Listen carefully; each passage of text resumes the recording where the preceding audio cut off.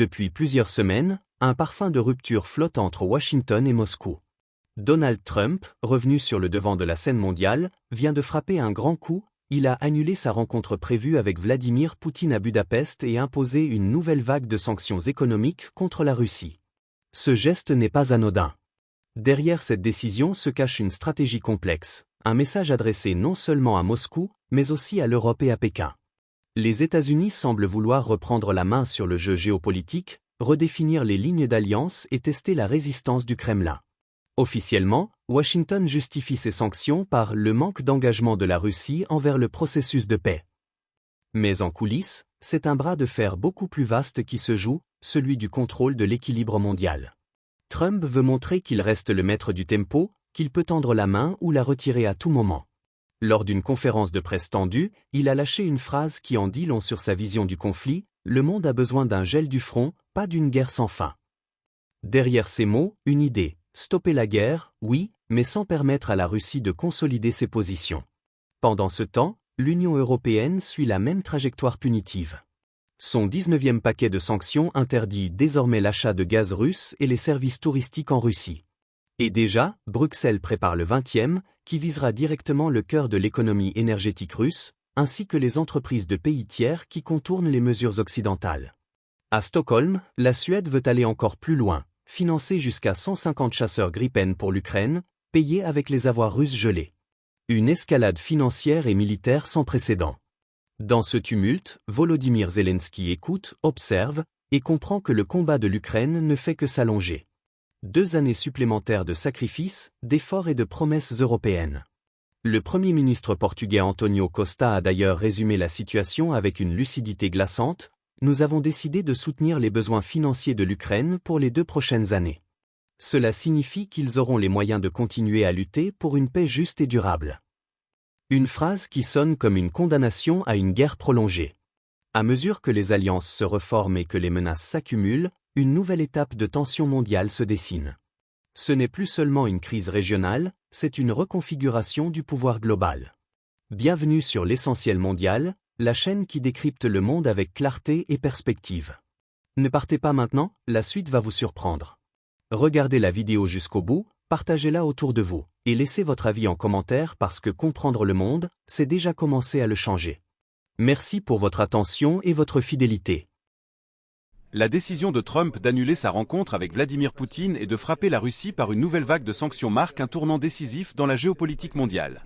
Ce n'est pas une simple mesure diplomatique, c'est un signal. Les États-Unis reprennent la confrontation directe avec Moscou, mais cette fois sur un terrain plus calculé, plus stratégique. En refusant de rencontrer Poutine à Budapest, Trump veut signifier que toute discussion est suspendue tant que le Kremlin ne montre pas de bonne volonté dans le dossier ukrainien. Officiellement, c'est une pression politique. En réalité, c'est une démonstration de force. Les nouvelles sanctions américaines frappent au cœur de l'économie russe. 28 filiales de Rosneft et 6 entreprises de Lukoil sont désormais ciblées.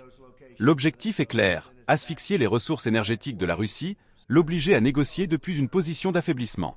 Mais la Russie, loin de plier, se prépare à un long bras de fer. Car cette politique de sanctions, déjà expérimentée depuis 2014, n'a jamais fait fléchir Moscou. Au contraire, elle a poussé le pays à se réorganiser, à se tourner vers l'Asie, à bâtir une économie de résistance. Et dans cette nouvelle configuration, Trump joue un double jeu. D'un côté, il affirme vouloir geler le conflit sur la ligne actuelle du front. De l'autre, il refuse de livrer à l'Ukraine les missiles Tomahawk que Kiev réclamait depuis des mois. Sa justification est révélatrice. Selon lui, seuls les Américains sont capables d'utiliser ces armes et former des Ukrainiens prendrait au moins 6 mois. Derrière cette explication technique se cache une logique politique. L'escalade militaire tout en gardant la supériorité technologique américaine. Ce choix envoie un message implicite. Les États-Unis soutiennent l'Ukraine, mais jusqu'à une certaine limite.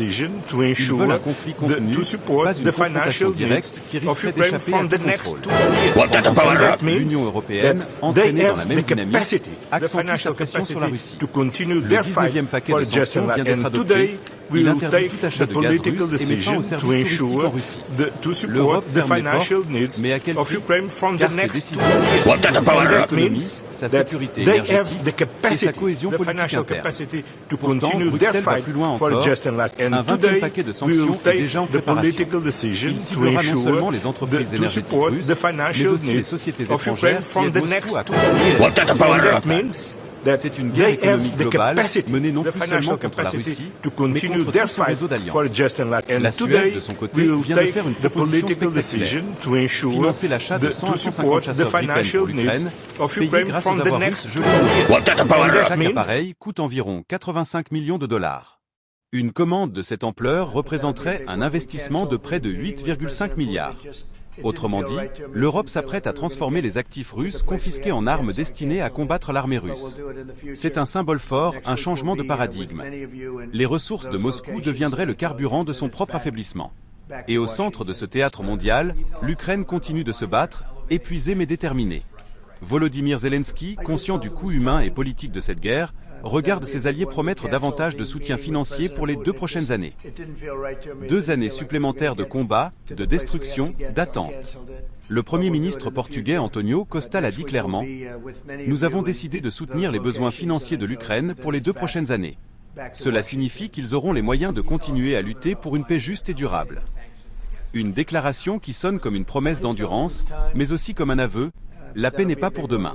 Car derrière les discours de solidarité, l'Occident sait que ce conflit est devenu un champ d'équilibre stratégique, un espace de test pour la domination mondiale.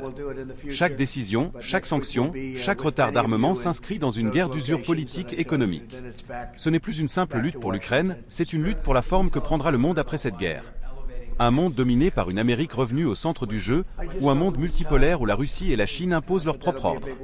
Et dans ce chaos contrôlé, une vérité s'impose. Personne ne cherche réellement la paix, chacun cherche à gagner du temps, à consolider ses positions avant la prochaine étape. Car le vrai affrontement, celui du leadership global, ne fait que commencer. Ce qui vient de se passer dépasse le cadre diplomatique, c'est un signal fort dans la recomposition du monde. En annulant sa rencontre avec Vladimir Poutine et en imposant de nouvelles sanctions, Donald Trump marque une rupture avec la logique du dialogue. Ce geste intervient dans un contexte tendu. La guerre en Ukraine s'enlise, les sanctions économiques atteignent leurs limites, et les alliances se redessinent sous la pression des intérêts nationaux. L'Union européenne, elle, durcit sa position avec un 19e paquet de sanctions et prépare déjà le 20e, tout en fragilisant sa propre cohésion interne. Derrière ces décisions, un objectif, repositionner les États-Unis au centre du jeu mondial. Trump veut contrôler le rythme du conflit, soutenir l'Ukraine sans risquer l'affrontement direct avec Moscou. L'Europe, de son côté, réagit plus qu'elle ne prévoit. Et face à cette pression, la Russie s'adapte, renforce ses liens avec la Chine, l'Iran et d'autres puissances régionales. Ce bras de fer dépasse désormais l'Ukraine, il oppose 2 visions du monde, 2 modèles de puissance. À court terme, la tension économique s'intensifie. À moyen terme, la fracture politique entre l'Occident et le reste du monde s'élargit. À long terme, la logique du bloc contre bloc s'impose à nouveau. Mais derrière les stratégies, il y a des peuples fatigués, des familles qui espèrent la paix, et des dirigeants prisonniers de leurs équilibres fragiles. Cette crise révèle la difficulté de notre époque à choisir entre prudence et puissance, entre idéal et réalisme. Que pensez-vous de cette nouvelle étape ? Est-ce une manœuvre stratégique ou le signe d'une division plus profonde du monde ? Partagez votre avis en commentaire. Voilà, c'était l'essentiel. Si tu veux voir le monde autrement, abonne-toi et partage cette vidéo à quelqu'un qui aime réfléchir, pas juste s'informer. Merci de faire partie de ceux qui choisissent de voir plus loin que les apparences. Parce qu'au-delà de l'actualité, il y a toujours une leçon à retenir.